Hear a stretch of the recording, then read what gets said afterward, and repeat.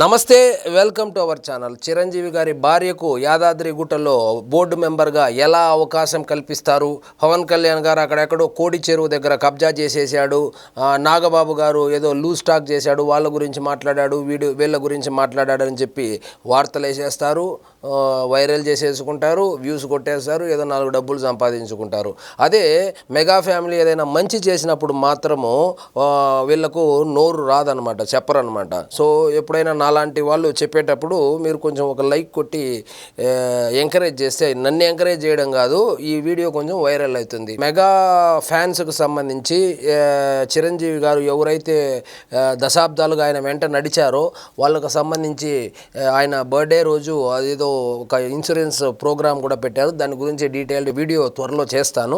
So ఇప్పుడు అసలు విషయానికి వస్తే ఏంటంటే, గబ్బర్ సింగ్ అనేటువంటి సినిమాలో నటించినటువంటి రమేష్ అనేటువంటి ఒక యాక్టర్ ఎవరైతే ఉన్నారో, మీకు ఎలా చెప్పాలా, అంత్యాక్షరి సీన్ ఒకటి ఉంటుంది. అంత్యాక్షరి సీన్లో ఆర్ నారాయణమూర్తి గారు లాగా ఏదో పాట పాడతాడు, నీ పాదం మీద పుట్టుమచ్చన ఉన్న చెల్లెమ్మ అనేది పాట పాడతాడు కదా, ఆ వ్యక్తికి సంబంధించి అతనికి బ్రెయిన్ స్ట్రోక్ రావడంతో హాస్పిటల్లో జాయిన్ అవ్వడము, అదేవిధంగా ఆర్థిక పరిస్థితి, వాళ్ళ కుటుంబం యొక్క ఆర్థిక పరిస్థితి ఏమంతా బాగాలేదని చెప్పి తెలుసుకున్నటువంటి మొట్టమొదటగా నాగబాబు గారు 2 లక్షల రూపాయలు ఆర్థిక సహాయం ప్రకటించడం జరిగింది.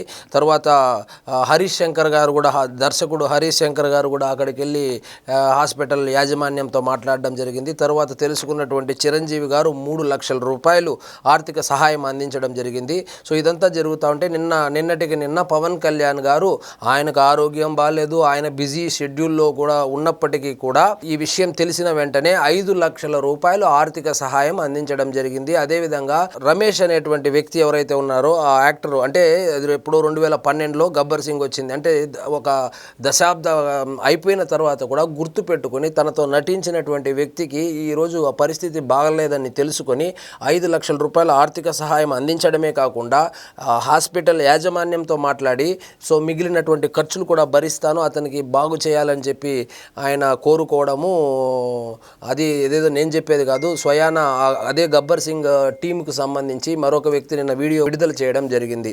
సో ఒక దశాబ్దం తరువాత గుర్తుపెట్టుకొని చేయాలంటే, సో ఈ ఒక్క విషయమే కాదు, ఎవరికి ఎప్పుడు కష్టం వచ్చినా కూడా మెగా ఫ్యామిలీ, సో చిరంజీవి గారు కావచ్చు, పవన్ కళ్యాణ్ గారు కావచ్చు, నాగబాబు గారు కావచ్చు, వాళ్ళు ముందుంటారు. వాళ్ళ చేతనైన అంటే 10 లక్షలు, ఇప్పుడు ముగ్గురు కలిసి 10 లక్షలు ఇచ్చారు. 10 లక్షలు ఏం చిన్న అమౌంట్ ఏం కాదు.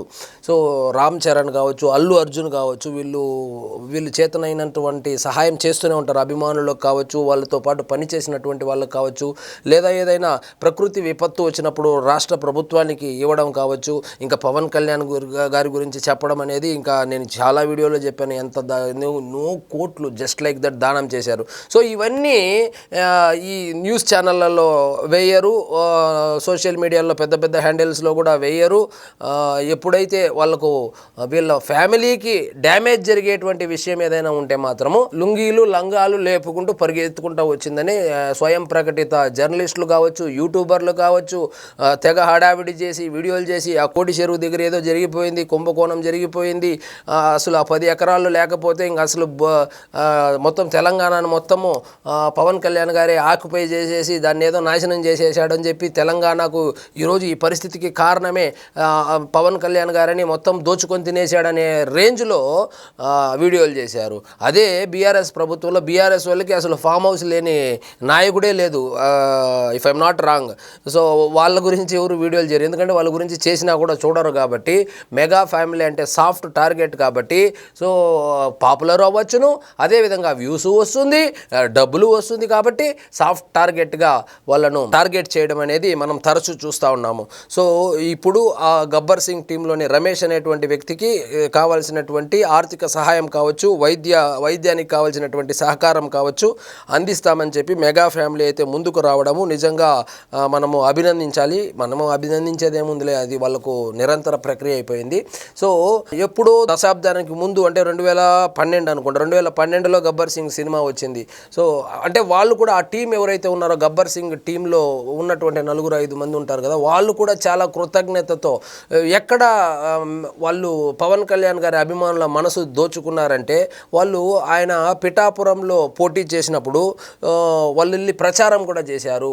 సో ఏమీ ఆశించకుండా ఆయన గెలవాలి, ఆయన ఎలాగైనా అసెంబ్లీకి వెళ్ళాలి, ఆయన్ని అసెంబ్లీలో చూడాలని వాళ్ళు వెళ్ళి ప్రచారం కూడా చేయడం. అదేవిధంగా పవన్ కళ్యాణ్ గారి మీద ఎవరైనా మాట్లాడినప్పుడు కూడా వాళ్ళు చాలా ధైర్యంగా ముందుకొచ్చి వీడియోలు చేసి మాట్లాడడం కూడా మనం చూసాము. సో అలాంటి వాళ్ళకు ఖచ్చితంగా అండగా ఉండాల్సిందే. మనం చెప్పాల్సిన పని లేదు, ఎలాగో అండగా ఉన్నారు కాబట్టి సో 10 లక్షల రూపాయలు ఆర్థిక సహాయాన్ని అయితే అందించడం జరిగింది. సో ఆ వ్యక్తి ఎవరైతే ఉన్నారో రమేష్ అనేటువంటి వ్యక్తికి త్వరగా ఆరోగ్యం బాగుపడి త్వరగా బయటకు రావాలని మనం కోరుకుందాము. సో అదేవిధంగా ఈ స్వయం ప్రకటిత జర్నలిస్టులు ఎవరైతే ఉన్నారో, ఒక కెమెరా కొనుక్కొని సో 4 సొల్లు మాటలు చెప్పేటువంటి జర్నలిస్టులు ఎవరైతే ఉన్నారో వాళ్ళు కూడా ఇలాంటి వాటి మీద కూడా వీడియోలు చేస్తే సంతోషిస్తాము.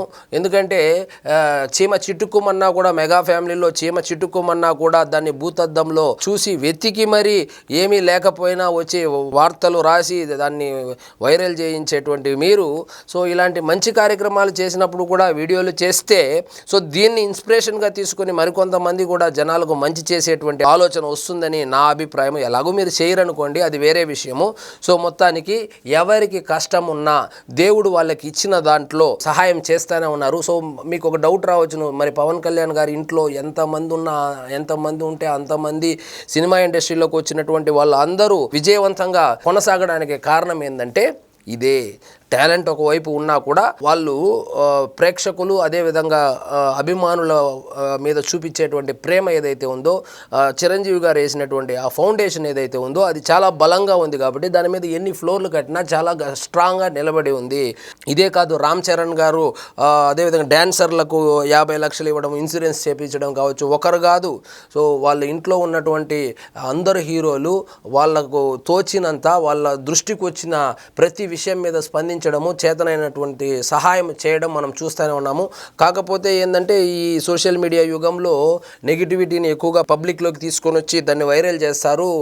అదే మంచిని ఎవడో చేయరు. కాబట్టి మీరు చేసినా చేయకపోయినా సహాయం పొందినటువంటి ఆ కుటుంబం కావచ్చు, ఆ వ్యక్తులు కావచ్చు, వాళ్ళకు సంబంధించినటువంటి వాళ్ళు కావచ్చు, వాళ్ళ ఆశీస్సులు మెగా ఫ్యామిలీ మీద ఉన్నన్ని రోజులు అంటే మీ ఏడుపులే వాళ్ళ ఎదుగుదలకు కారణము. మీరు ఏడుస్తూనే ఉంటారు, వాళ్ళు హ్యాపీగా మంచిగా సినిమాలు చేసుకుంటూ వాళ్ళు ఎవ్వరు అందని ఎత్తులోకి వెళ్ళిపోయారు. సో దాన్ని చూసి ఇంకా మీరు మీ ప్రతిరోజు ఏడుస్తా ట్రోల్ చేస్తూ ఉంటారు కదా, మీరు ఇలాగే ఉండాలి, వాళ్ళు అలాగే ఉండాలని కోరుకుంటూ సో ఇదండి ఈరోజు మన టాపిక్. మీకు ఈ వీడియో నచ్చినట్లయితే లైక్ చేయండి, షేర్ చేయండి, ఛానల్ మాత్రం సబ్స్క్రైబ్ చేసుకోవడం మర్చిపోవద్దు.